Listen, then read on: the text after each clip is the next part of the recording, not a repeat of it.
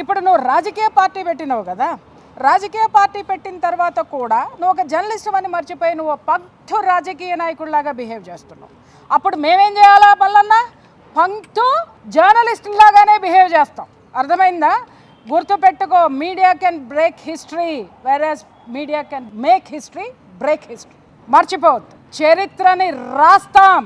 అలాగే నీలాంటి వాళ్ళు దరిద్రపు చరిత్రలు కనుక రాయాలనుకుంటే కూలదోస్తాం.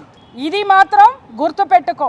ఈ రోజు వరకు ఏ ఉద్యమం నడిచినా, ఆది నుంచి ఈ రోజు వరకు కూడా ఏ ఉద్యమం నడిచినా, ఏ రాజకీయ నాయకుడు ఎదిగినా కారణం మీడియా, కారణం జర్నలిస్టులు.